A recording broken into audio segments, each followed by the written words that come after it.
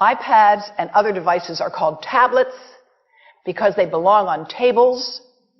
They are tested 20 centimeters away from that big guy that I showed you before. 20 centimeters away. They are not approved to be held in the laps of little children, although millions of kids are having them now in schools because the people involved in educational technology and those involved in public health research are not talking to one another. Because if they were, they would understand that you're giving children a two-way microwave radiating device, and if you must give them such a device for learning purposes, put it on airplane mode so that it's not sending and receiving signals as it does otherwise. Now, this is some new modeling, again, that we've developed with colleagues in Brazil, and we can share with you how we've done it.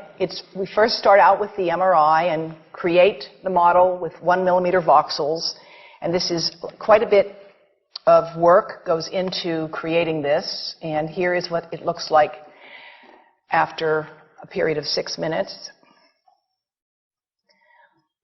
And that's really not as bad as it might look, because you see the red area only gets partway through the eye of the adult, right? The one that we're really concerned about is this one with the young child. And this is a 3-year-old brain that we modeled. And you see that by the end of that 6-minute call, the peak radiation, yellow and red, is getting all the way into almost both eyes. And again, this is one call, and it's not going to kill anybody. It may not cause any biological effect whatsoever for 1 call or 2 calls or 3 calls. But the question is, what's the cumulative impact of this kind of exposure? How do we evaluate it? And I want to show you an example of some of the work that we are doing now that I'm releasing here for the first time. And this is a modeled microwave radiation dose of a 6-year-old with greater levels to the frontal and temporal lobes, eyes and cheek. And watch this here. Now, yellow, white, and red are the hottest, all right? And if you look carefully, you will see it's going into the eye, the nose. Do it again, just so you'll get to see it. And partly into the brainstem. Now, that's just showing you that there's going to be some exposure into that area of a young head. It doesn't tell you that there's any biological effect, right? Now, the next slide is going to show you something that might be of interest to students and faculty here. And that has to do with exposure to the reproductive organs. We call them the gonads. I think you say the testicles. And bone marrow. And look here at the radiation as it gets into the groin area. And that's just from having a mobile phone modeled into the pocket.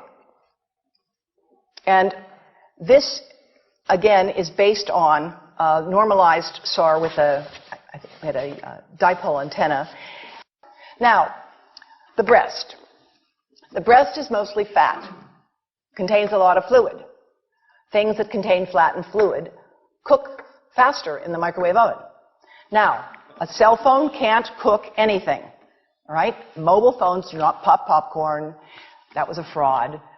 They don't make any heat that we know of, otherwise they wouldn't be permitted.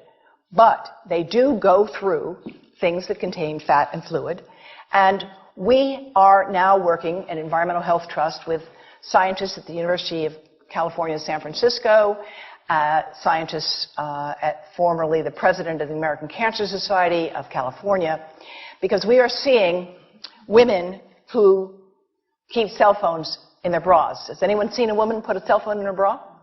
Hands up, please.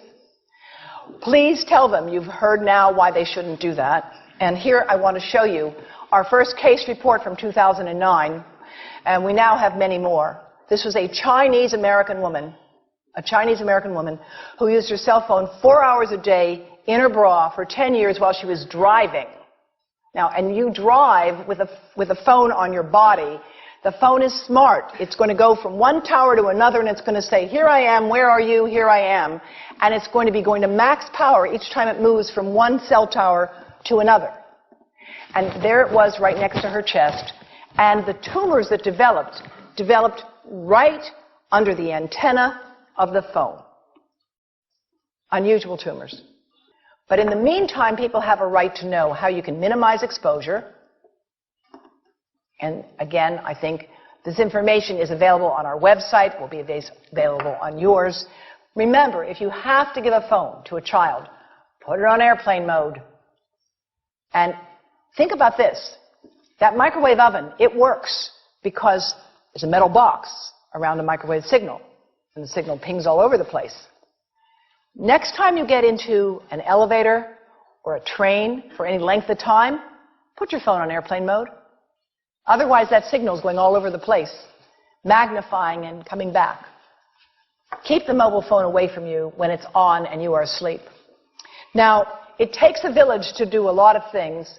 These are some of the people whose materials I've used today with their permission, and I can't read this list to you, but I want you to know that I feel really honored to be working with some of the most talented people in the world on this issue.